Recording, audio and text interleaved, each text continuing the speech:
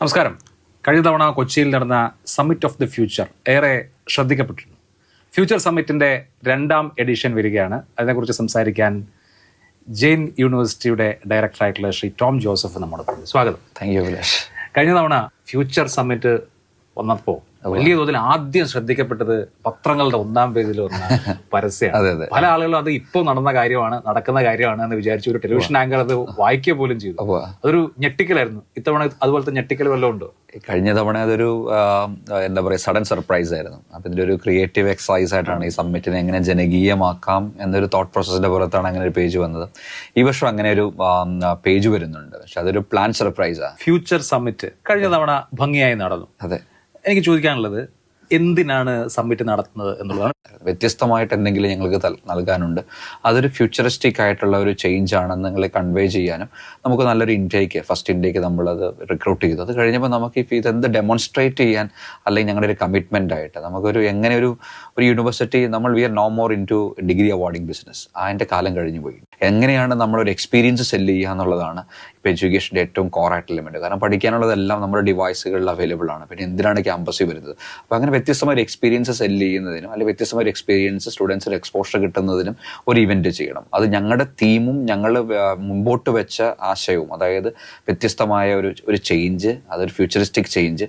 അതിലുപരി ഒരു യൂണിവേഴ്സിറ്റി എങ്ങനെ ഒരു പീപ്പിൾസ് യൂണിവേഴ്സിറ്റി ആക്കുക, അല്ലെങ്കിൽ ഒരു സിവിക്സ് യൂണിവേഴ്സിറ്റി എങ്ങനെ ബിൽഡ് ചെയ്യുക. അപ്പം അങ്ങനെ ഒരു സൊസൈറ്റിയുടെ പ്രോബ്ലംസിന് സൊല്യൂഷൻ എങ്ങനെ യൂണിവേഴ്സിറ്റിയിൽ നിന്ന് ക്രിയേറ്റ് ചെയ്യുക എന്നൊരു വിശാല ആശയത്തിന് പുറത്താണ് നമ്മൾ ഈ ഒരു സിവിക്സ് യൂണിവേഴ്സിറ്റി അല്ലെങ്കിൽ പീപ്പിൾസ് യൂണിവേഴ്സിറ്റി എന്ന ഐഡിയ, അല്ലെങ്കിൽ അങ്ങനെ നമ്മൾ യൂണിവേഴ്സിറ്റി പ്രസന്റ് ചെയ്യുന്നു. 2ാമത്തെ എഡിഷനിൽ വരുമ്പോൾ കഴിഞ്ഞ വർഷം നടത്തിയിട്ടുള്ള ആലോചനകളുടെ തുടർച്ചയാണോ അതോ വളരെ ഫ്രഷ് ആയിട്ടുള്ള ആലോചനകളാണ്? അല്ല, ഈ ഒരു വർഷം കൊണ്ട് എന്തൊക്കെ മാറ്റങ്ങൾ വന്നു, നമ്മുടെ കാഴ്ചപ്പാടുകൾ മാറിക്കഴിഞ്ഞു. ഈ മാറ്റങ്ങൾ അനുസരിച്ച് നമ്മുടെ ഫ്യൂച്ചറിലുള്ള നമ്മുടെ കാഴ്ചപ്പാടുകളും നമ്മുടെ പെർസെപ്ഷനും മാറിയിരിക്കും. ഉറപ്പായിട്ടും അങ്ങനെയുള്ള ടോപ്പിക്കുകൾ നമുക്ക് ചർച്ചാ വിഷയമാകാം. റിലേഷൻഷിപ്പിനെ കുറിച്ച് നമ്മൾ അരികെ എന്ന് പറയുന്ന ഒരു സെഷനുണ്ട്. അല്ല, ഞാൻ ആ സെഷന്റെ ബ്രോഷർ കണ്ടപ്പോ അരികെ എന്ന പേരിൽ ഒരു ഡേറ്റിംഗ് ആപ്പ് ഉണ്ട്. അപ്പൊ ഈ റിലേഷൻഷിപ്പ് ഇഷ്യൂ അല്ലെങ്കിൽ റിലേഷൻഷിപ്പ് ഒരു സമ്മിറ്റിലെ ടോപ്പിക് ആകുമ്പോൾ എന്താണ് അതിന്റെ കോർ ഏരിയ? എന്താണ്? പല വിഷയങ്ങളും, ഇങ്ങനെയുള്ള വിഷയങ്ങൾ നമ്മളത് അയ്യോ നമുക്ക് വേണ്ട വിഷയമല്ല, അത് ചർച്ച ചെയ്ത് എന്താകും എന്ന് കരുതി പലരും മാറി നിൽക്കുമ്പോൾ നമ്മളൊരു ലിബറൽ ആയിട്ടുള്ളൊരു തോട്ട് പ്രോസസ് ഇവിടെ കൊണ്ടുവരിക. ഈ ടോപ്പിക് സെലക്ട് ചെയ്യുന്ന കാര്യത്തിൽ കുട്ടികളുടെ പങ്കാളിത്തം എത്രയുണ്ട്? നമ്മൾ ഇതിന്റെ ടോപ്പിക്സ് നമ്മൾ ക്യൂറേറ്റ് ചെയ്തിരിക്കുന്നത് ഉറപ്പായിട്ട് നമ്മൾ ടീച്ചേഴ്സ്, ഞങ്ങളുടെ ഒരു ട്രാക്ക് ഹെഡ്സ് ഉണ്ട്. അതിന് പുറമെ നമ്മൾ സ്റ്റുഡൻസിന് അവർക്ക് ഈ സമ്മിറ്റിൽ വിഷയമാക്കേണ്ട അല്ലെങ്കിൽ ടോപ്പിക്കുകളാക്കേണ്ട അവരുടെ ഒപ്പീനിയൻസ്, അവരുടെ വ്യൂസ്, അതാണ് നമ്മൾ എവരി വോയിസസ് ഹേർഡ് എന്ന് നമ്മൾ ഇതിനകത്ത് വളരെ ബോൾഡായിട്ട് പറയാൻ കാരണം. ആർക്കൊക്കെ ഈ സമ്മിറ്റിൽ പങ്കെടുക്കാം? അങ്ങനെ പങ്കെടുക്കണമെങ്കിൽ അവരെന്താണ് ചെയ്യേണ്ടത്? സമ്മിറ്റ് ഫോർ എവരി വൺ ആണ്. സമ്മിറ്റിൽ എല്ലാവർക്കും പങ്കെടുക്കാം. കഴിഞ്ഞ വർഷം ആളുകൾ കണ്ടതുകൊണ്ടും നമുക്ക് നല്ലൊരു എക്സ്പീരിയൻസ് ക്രിയേറ്റ് ചെയ്യാൻ പറ്റിയതുകൊണ്ട് ഈ വർഷം കമ്മ്യൂണിക്കേഷൻ കുറച്ചും കൂടെ വൈഡർ ആണ്.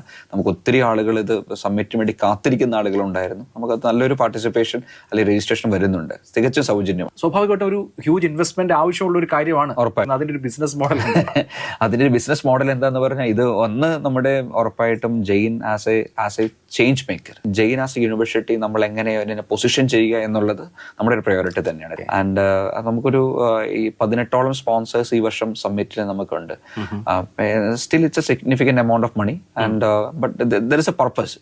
ഈ ഒരു summit is doing the summit with a purpose. മധ്യ കേരളത്തിലെ ഒരു 9ാം ക്ലാസ്സിലോ 10ാം ക്ലാസ്സിലോ പഠിക്കുന്ന കുട്ടിയോട് ഫ്യൂച്ചറിനെ കുറിച്ച് ചോദിച്ചു കഴിഞ്ഞാൽ അതിലൊരു വലിയ പെർസെൻറ്റേജ് ഹയർ സ്റ്റഡീസ് എബ്രോഡ് പോകണമെന്ന് ആഗ്രഹിക്കുന്ന അല്ലെങ്കിൽ ആ ഒരു മൈൻഡ് സെറ്റിൽ എത്തിയിട്ടുള്ള കുട്ടികളാണ്. അവരെ അട്രാക്ട് ചെയ്യാൻ കഴിയുന്ന വിധത്തിലേക്ക് മാറിയിട്ടുണ്ടോ? ആ ഒരു കോൺഫിഡൻസ് ഉണ്ടോ? കഴിഞ്ഞ വർഷം സമ്മിറ്റിൽ നിന്നും നമ്മളൊരു ക്രിയേറ്റ് ചെയ്തൊരു അംബ്രല്ല ഓർഗനൈസേഷൻ ഉണ്ട്, ഫ്യൂച്ചർ കേരള മിഷൻ എന്ന് പറയുന്നത്. ആ ഫ്യൂച്ചർ കേരള മിഷന്റെ ഒരു മെയിൻ ഒബ്ജക്റ്റീവ് എന്ന് പറയുന്നത് how to be elevate Kerala as a better place to live. ഒരു സ്റ്റുഡന്റിനെ സംബന്ധിച്ച് അട്രാക്റ്റീവായ ഒരു പാക്കേജ് കൊടുക്കാൻ പറ്റുന്നുണ്ട് എന്നുള്ള കോൺഫിഡൻസ് ഉണ്ടോ? നമ്മുടെ ഇമ്മീഡിയറ്റ് ഗോൾ എന്ന് പറഞ്ഞാൽ നമ്മുടെ ക്യാമ്പസിലേക്കുള്ള 1000 അല്ലെങ്കിൽ 1200 കുട്ടികളെ റിക്രൂട്ട് ചെയ്യാൻ, നല്ല കുട്ടികളെ റിക്രൂട്ട് ചെയ്യാൻ നമുക്ക് പറ്റുന്നുണ്ട്. കേരളത്തിൽ വിദേശ പൗരന്മാരെ സ്ഥിരതാമസത്തിന് വേണ്ടി അപേക്ഷിക്കുന്ന ഒരു 2050-51 നിങ്ങൾ സ്വപ്നം കാണാൻ വേണ്ടിയാണ് നമ്മൾ പണിയെടുക്കുന്നത്. ഒരാൾ ഫ്യൂച്ചർ സമ്മിറ്റ് തിരഞ്ഞെടുക്കാൻ മാത്രം യുണീക്കായ എന്തെങ്കിലും കാര്യമുണ്ടോ? ഈ ഫ്യൂഷൻ ഫെസ്റ്റിവൽ എന്ന് പറയുന്ന ഫെസ്റ്റിവൽ രീതിയിലുള്ള ഫെസ്റ്റിവൽ ഇന്ത്യയിൽ ഒരിടത്തുമില്ല. ഒരു ഫെസ്റ്റിവൽ വില്ലേജ് നമ്മൾ ക്യൂറേറ്റ് ചെയ്യുന്നുണ്ട്. പഴയ നമ്മളൊരു അമ്പലത്തിൽ ഉത്സവത്തിനോ പള്ളി പെരുന്നാളിനൊക്കെ പോകുന്ന ഒരു വൈബ് ഉണ്ടല്ലോ, ആ രീതിയിൽ നമ്മളൊരു വളരെ നൊസ്റ്റാൾജിക് ആയിട്ടുള്ള ഒരു ഫെസ്റ്റിവൽ വില്ലേജ്. അവിടെ സ്റ്റോറി ടെല്ലിംഗ് ഉണ്ട്.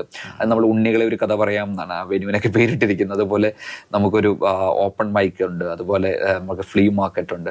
വളരെ വ്യത്യസ്തമായ ഈ ഒരു സ്റ്റൈലിലുള്ള ഒരു ഫെസ്റ്റിവൽ, ഒരു ക്ലാസും മാസും ഉള്ള ഒരു ഫെസ്റ്റിവൽ ഇതാ ഒരെണ്ണം മാത്രമേ ഉള്ളൂ. അപ്പം all the best. Thank you Abhilash. Looking forward to see you in Summit also. Sure.